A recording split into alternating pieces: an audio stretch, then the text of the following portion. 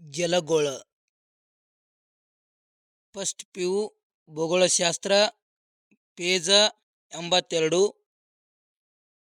8ನೇ class social science, page 66, ಭಾಗ 2. ಶಿಲಾಗೋಳ ಮತ್ತು ವಾಯುಗೋಳದಂತೆ ಜಲಗೋಳವು ಸಹ ಭೂಮಿಯ ಒಂದು ಪ್ರಮುಖ ಘಟಕವಾಗಿದೆ. ಶಿಲಾಗೋಳ ಅಥವಾ ವಾಯುಗೋಳದಂತೆ ಜಲಗೋಳವು ಸಹ ಭೂಮಿಯ ಒಂದು ಪ್ರಮುಖ ಘಟಕವಾಗಿದೆ. ಭೂಮಿಯ ಮೇಲೆ ನೀರು ಉಂಟಾಗುವ ಪ್ರಕ್ರಿಯೆಯನ್ನು ಜಲಚಕ್ರ ಎಂದು ಕರೆಯುವರು. ಭೂಮಿಯ ಮೇಲಿನ ಜಲಭಾಗಗಳು ದ್ರವ ಘನ ರೂಪದಲ್ಲಿ ಕಂಡುಬರುತ್ತವೆ. ಭೂಮಿಯ ಮೇಲೆ ನೀರು 71% ಅಥವಾ 361 ಮಿಲಿಯನ್ ಚದುರ ಕಿಲೋಮೀಟರ್ ಆವರಿಸಿದೆ.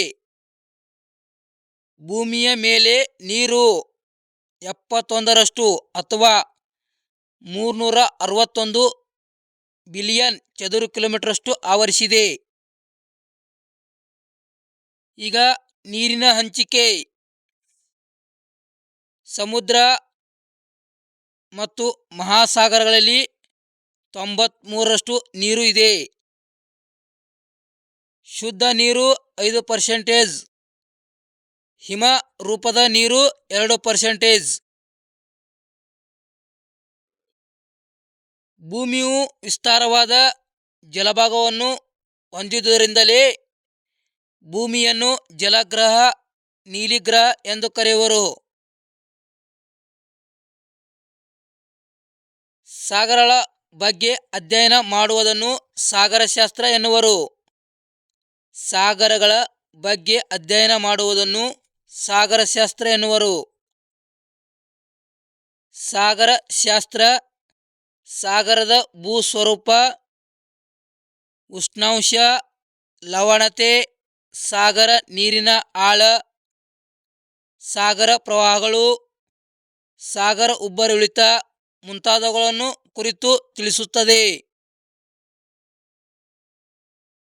ಸಾಗರದ ಆಳವನ್ನು ಅಳೆಯುವ ಮಾಪನವನ್ನು ಫ್ಯಾಥಮ್ ಎನ್ನುವರು. 1 ಫ್ಯಾಥಮ್ 6 ಅಡಿಗೆ ಸಮ. ಸಾಗರದ ನೀರಿನ ಆಳವನ್ನು ಫ್ಯಾಥೋಮೀಟರ್ ನಿಂದ ಅಳೆಯುವರು.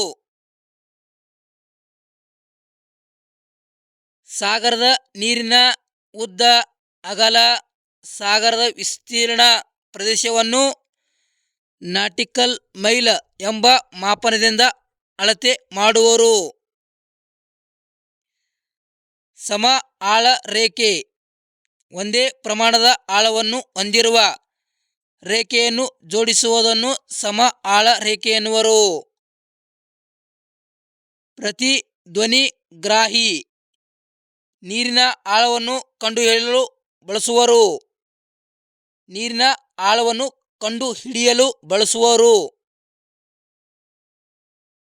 ಜಲಗೋಳದಲ್ಲಿ ಈ ಪಾಠಗಳು ಹೊಂದಿವೆ. 1ನೇದು ಸಾಗರ ಮೇಲ್ಮೈ ಲಕ್ಷಣಗಳು. 2ನೇದು ಉಷ್ಣತೆ, ಲವಣತೆ. 3ನೇದು ಸಾಗರ ನೀರಿನ ಚಲನೆ. 4ನೇದು ಉಬ್ಬರ ಇಳಿತ.